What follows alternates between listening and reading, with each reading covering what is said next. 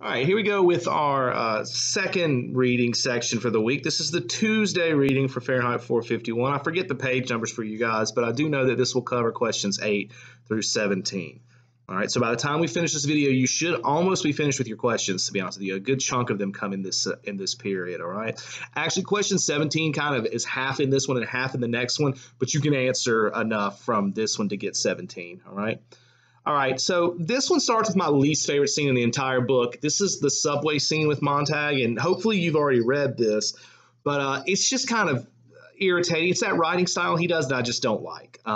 There's a lot of the trying to mimic what's happening in people's head, like the 1, 2, and then it's got 3, and then listing, and then there's a part where he's trying to memorize a section of the Bible. I mean, his brilliant idea right now is before he turns his Bible in, he's going to memorize the entire thing in a day, which shows you how little he understands how this works. But anyway, he's got this book, he's got it wide open in his lap on the subway in front of all these people. And he's flipping out because they're advertisements on the train. They have commercials playing constantly with catchy jingles in the background. And it's distracting him. And that's kind of what's got him upset, is that he can't focus. And what we learn and kind of what we see here is that this is intentional. Distraction keeps you from thinking. It's very rare that we have areas where there's just quiet anymore. People are constantly either on their phones or listening to music. I mean, think about how often you see people walking around with headphones in. Just a moment, having to stop and think is just something we don't do. And we're going to get more about that when he runs into Faber. But that's kind of what this scene is supposed to mimic, is this struggle with being able to concentrate. And we want to realize that this is designed in their culture, because the less people think, the less they realize what's wrong, the less they make changes. All right. He's on the subway going to see Faber, our second guide. And when Faber's introduced, interestingly enough, he does the same thing he did with Clarice. We get a lot of the white imagery again, except this time it's a different meaning. With Clarice, it was about innocence and purity. With Faber, it's about age and fear. All right. Now, sadly enough, when we get our third guide, we're really not going to get that. I really wish he had carried that out through all three. But these first two definitely establish the white imagery. We definitely get to see the struggle that Faber has had. This hasn't been good for him. I mean, Faber's a retired English teacher. It's not really a good thing for him to have no books anymore. That really kind of defeats him. All right. Montag lets him know I'm here because I'm hoping that you can show me what's missing in our world, because I've just realized something's not right. And that's kind of sets up the purpose here. Now, Faber sees that Montag's carrying this Bible, and so he realizes it's safe. He brings him in, and Faber has this really interesting conversation about how Jesus has been treated in their culture. And I want to tell you, it's not far from ours. Now, when Bradbury wrote this, it probably was very far away, because churches were still very heavily attended. People still claimed to be Christians, and were fairly serious about it. I mean, today there's a lot. Churches are much more sparsely attended. There's a lot less people claiming to be Christians, and the ones who do, it's questionable how much they actually follow it. But Bradbury's time wasn't quite like that. But let me read this section about Jesus, what happens with him. I want you guys to see the similarities. He says, Christ is one of the family now. I often wonder if God recognizes his own son the way we dressed him up, or has it dressed him down? He's a regular peppermint stick now, all sugar, crystal, and saccharine, when he isn't making veiled reference to certain commercial products that every worshiper absolutely needs. So basically, they've turned Jesus into a sales pitch. Good Christians own these products. Or, in our world, good Christians would, support this candidate. Or good Christians would buy this CD. Or good Christians would shop at this store or go to this restaurant. It's that kind of concept, all right? And Bradbury pointed out that that's just not the way it is. It's basically, people have co-opted Jesus to do whatever they need him to, which, that's pretty scary, and that we've done the same thing, I think, in a lot of cases. Now, in that same paragraph, Faber discusses his cowardice. I really like this section. He says, Mr. Montag, you were looking at a coward. I saw the way things were going a long time back. I said nothing. I'm one of the innocents who could have spoken up and out when no one would listen to the guilty. But I did not speak, and thus became guilty myself. And when finally they set the structure to burn the books using the firemen, I grunted a few times and subsided, for there were no others grunting or yelling with me by then. Now it's too late. So the point he has here is that inaction is still a choice, and you still are guilty of it. So if you were to see something going on that was wrong and you just sat there on your hands and did nothing about it, you are still guilty in Bradbury's mind, and in mine too. All right, so that's really important. Now, of course, Faber's not really listening to his own advice, as we're going to see in a few minutes. Montag points out one of the really cool lines in this book. He points out that he says, let me read it actually. He says, we have everything we need to be happy, but we aren't happy. And he's pointing out his culture, which is a culture that's built on entertainment. They have everything possible. And think, Bradbury couldn't even picture the way things are going to be today, where you have Netflix, Hulu, Amazon Prime, Disney Plus. You basically can watch anything you want at any time. We have, video games on demand. You have music that you can just pick up your phone, pay $9.99 a month, listen to any song basically you want at any time. We have enough things to entertain and keep us busy, even if you don't have a lot of money. I mean, Netflix is $10, $14, I think, $15 now. There's nothing you can afford. I could have Netflix, I could have Spotify, and I could have Game Pass for less than $50, and I could have a ton of video games to play, any music I want to listen to, and a ton of movies, just like that. He says, yet we have all this stuff, yet we're still not happy, and it doesn't make sense. It really doesn't, unless you really understand that possessions aren't what makes happiness, which is kind of one of the things that we're getting in this section is that, just having stuff and entertainment is not about long-term happiness. It is about short-term forgetting. It keeps you focused on something else for a little while so that you can forget all the other stuff happening, but it's still out there and you still have to deal with it. Montag's idea is that maybe the books have what it will take to make people happy. And Faber points out something really interesting, which is kind of neat coming from an English teacher, but I agree with him 100%. And that is that it's not the books that are key. Books are one way to get this happiness to people. But let me read it to you. He says, it's not books you need. It's some of the things that were once in books. The same things could be in the parlor families today. The same infinite detail and awareness could be projected through the radios and televisors, but are not. No, it's not the books you're looking for. Take it where you can find it in an old phonograph records, old motion pictures, and in old friends. Look for it in nature and look for it in yourself. Books were only one type of receptacle where we stored a lot of things we were afraid we might forget. There's nothing magical in them at all. The magic is only what books say, how they stitch the patches of the universe together into one garment for us. But that's brilliant writing. That's beautiful, and that's part of what makes this book just such a masterpiece. The idea, he says, is that books are important. We're going to see this in a minute, but books are about exposing us to the world around us. Whether it's like just telling you stories about a place you've never been, or they're exposing you to a different way of thinking. But he says that's not unique to books. You can have that in movies. You can have it in TV shows. You can have it in music. You can have it in discussions with people you know. He says the problem is that it's not. That we don't do that. Most of the music that comes out today is completely vapid moron nonsense. It doesn't make you think anything. Most of you are like, oh, I don't even listen to music. I just listen to the beat. That tells you right there the level of intelligence that goes into that sort of stuff. Reading the lyrics for some of the most modern stuff, it sounds like a complete moron wrote it, and perhaps they did, to be honest with you. And I'm not saying that all the older music was better. I'm just saying you can look at the differences in music that is artistry, that's had a lot of thought put into it, and it kind of makes you think about stuff, and then stuff that you hear on pop music stations that is just complete garbage. And I don't just mean by the topic matter. I mean just the way it's written. Same thing with movies. There's a lot of movies out there that are pure entertainment based, and that's fine. There's nothing wrong with that.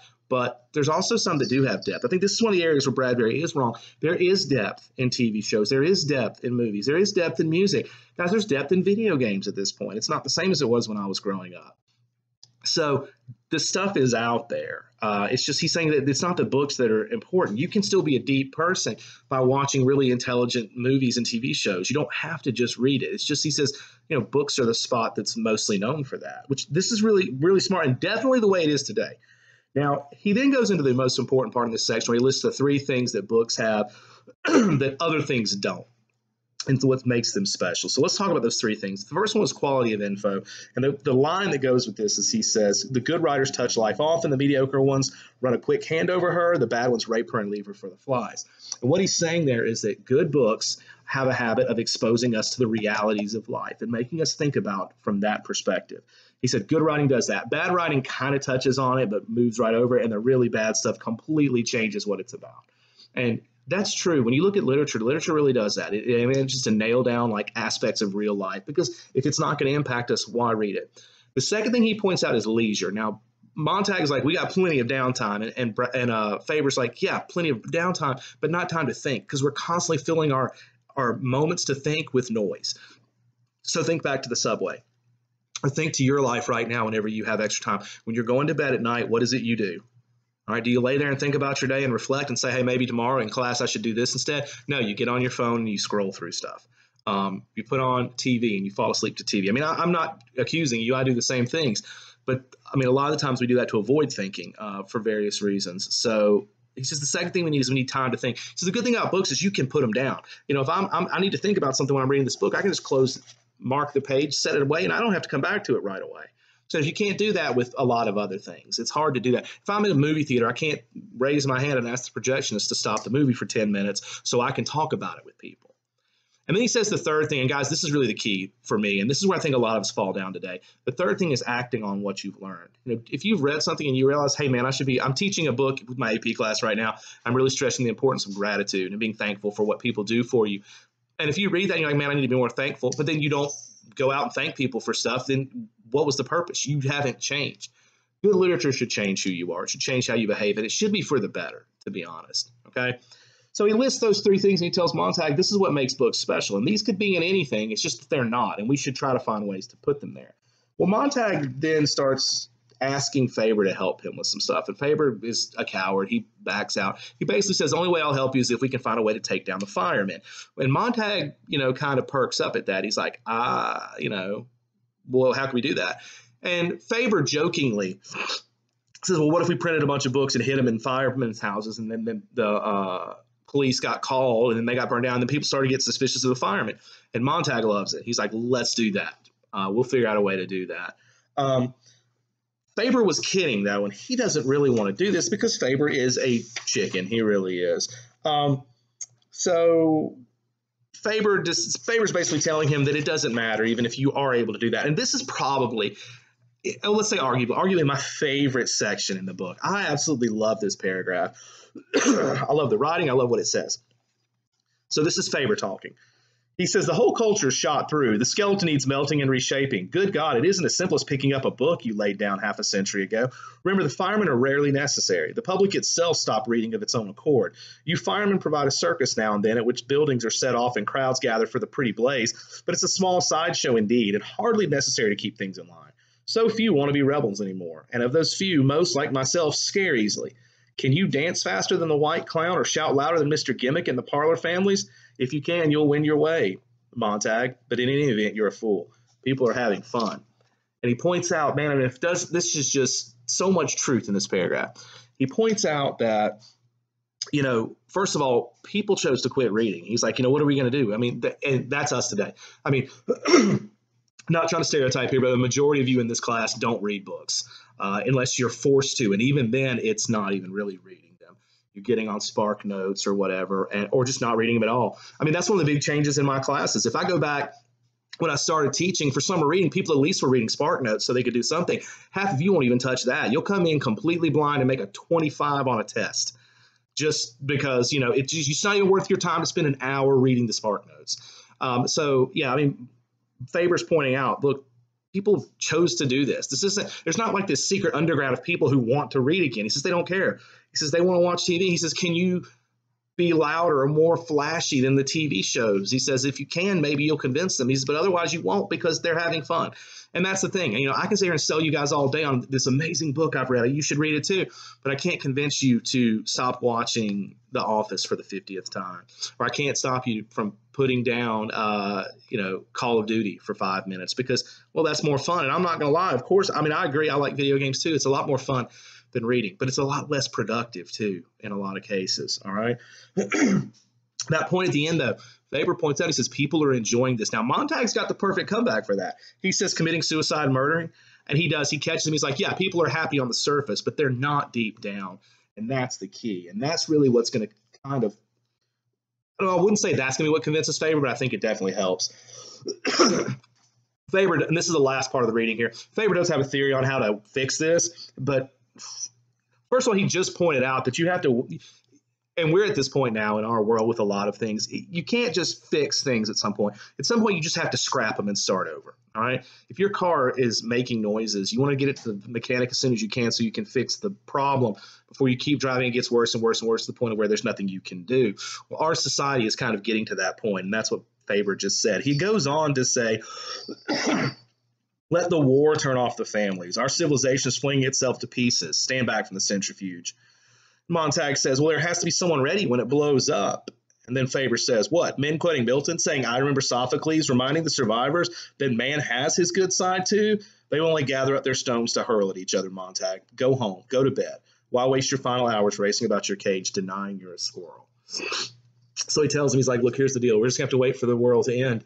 And Montag is like, yeah, but when that happens, we need to be there to help. And he's like, what, quoting books? At that point, people are going to be back into the Stone Ages, hitting each other with rocks, and they're just going to hit you too. So he says, really, at this point, what purpose do we serve? Now, that's the end of the reading, but I want you to understand that's not where Bradbury's going to leave us, obviously. That is not the message that Bradbury's trying to convey by any shape. And by the way, later, when we meet our third guy, a guy named Granger, he's going to have the answer for that kind of pessimism. He definitely deals with that. All right. Okay, so we're going to stop there. You should have questions 8 through 17 should be laid out here. Actually, these aren't 8 through 17, guys. I just apologize. 8 through 17 would be this video and the next video, all right? If you were following along, you probably were a little confused by that. Actually, this one probably got you through. Let me look. Probably got you to...